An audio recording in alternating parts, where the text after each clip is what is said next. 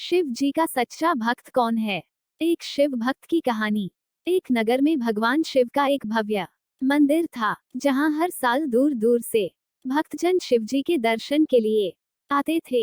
श्रावण का महीना था। दूर दूर से कांवड़िए कांवड़ लेकर भगवान शिव को जलाभिषेक करने आए थे। मंदिर के परिसर में भक्तों की भीड़ उमड़ पड़ी। तभी अचानक आकाश में बिजली हुई और सोने का एक थाल उतरा।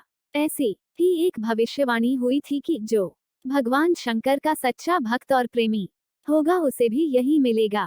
मंदिर के परिसर में उपस्थित सभी लोगों ने ये भविष्यवाणी सुनी। धीरे धीरे सभी इकट्ठे हो गए। जो लोग मंदिर की व्यवस्था देखते थे, उन्हें तो पूरा विश्वास था कि यह थाल हमें मिलेगा। इसलिए वे सबसे आगे जाकर खड़े हो गए। सबसे पहले एक पंडित जी आए और बोले, देखिए, मैं प्रतिदिन महादेव का अभिषेक करता हूँ, अतः मैं ही भोलेनाथ का सबसे निकटवर्ती प्रेमी और भक्त हूँ, इसलिए थाल मुझे मिलना चाहिए। इतना कहकर पंडित जी ने थाल उठाया। जैसे ही पंडित जी ने थाल उठाया, थाल पीतल का हो गया। यह देखकर पंडित जी बड़े लज्जित हुए। उन्होंने थाल यथास्थान पर रखा और वहां से निकल गए। इसी प्रकार वहां उपस्थित सभी पंडितों ने खुद को आजमाया, लेकिन शायद उनमें से कोई भी सच्चा भक्त नहीं था। उन्हें भी थाल यथास्थान पर रखकर चले जाना पड़ा। इसके बाद उस नगर के राजा का आगमन हुआ। राजा साहब आगे आए और बोले, मैंने महादेव के मंदिर में बड़ी भारी दान दक्षिणा दी है, इसलिए ये थाल मुझे मिलना चाहिए। इतना कहकर राजा साहब आगे बढ़े और थाल उठाया। जैसे ही राजा ने थाल उठाया, थाल तांबे का हो गया। ये देखकर महाराज भी लज्जित हुए और थाल यथास्थान रखकर एक तरफ खड़े हो गए। इसके बाद इसी तरह एक से बढ़कर एक दानी, महात्मा और भक्त पधारे और थाल उठाया, लेकिन किसी के हाथ में कुछ और किसी के हाथ में कुछ हो गया, लेकिन सोने का नहीं रहा। तब लोगों को पता चला कि हम में से कोई भी महादेव का सच्चा भक्त नहीं है। उसी समय एक किसान का आगमन हुआ।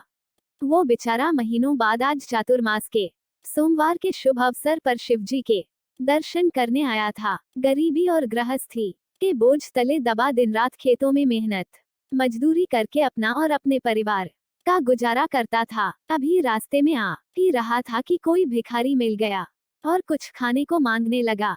इस किसान को दया आ गई। अपने खाने के लिए जो खाना लाया था वो उसने उस भिखारी को दे दिया। थाल के बारे में इसने भी सुना था, लेकिन इसने उस और कोई ध्यान ही नहीं दिया।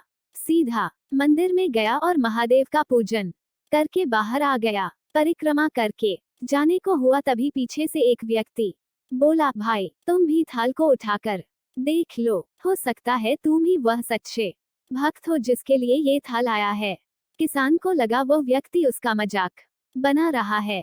किसान ने हंसते हुए कहा, भाई, मैं तो कभी कोई पूजा पाठ भी नहीं करता, महीनों ने एक आध बार मंदिर आ पाता हूँ, मैं कायका का सच्चा भक्त। वह अजनबी बोला, भाई, हम तो देख चुके हैं, हमारी भक्ति तो दो कौड़ी की भी नहीं है। अब तुम भी अपना हाथ लगाकर देख लो, सोने का थाल मिले न मिले, किंतु पता चल जाएगा कि तुम्हारी भक्ति में कितनी सच्चाई है। लोगों के बहुत आग्रह करने पर आखिर उस भोल भाले किसान ने जाकर थाल उठा ही लिया।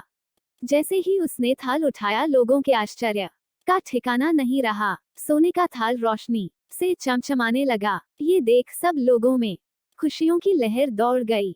सभी लोग उसके जयकारे लगाने लगे और पूछने लगे कि भाई, तुम ही सच्चे भक्त हो, अब हमें भी बता दो कि कैसी भक्ति करते हो जिससे महादेव तुमसे इतने प्रसन्न है। तो किसान बोला, भाई, मैं कोई भक्ति नहीं करता, मैं केवल सार्वभौम पासपोर्ट में काम करता हूँ और छोटे समय के पर्यटकों की मदद करता हूँ। इसके अलावा मैं कोई विशेष कार्य नहीं करता।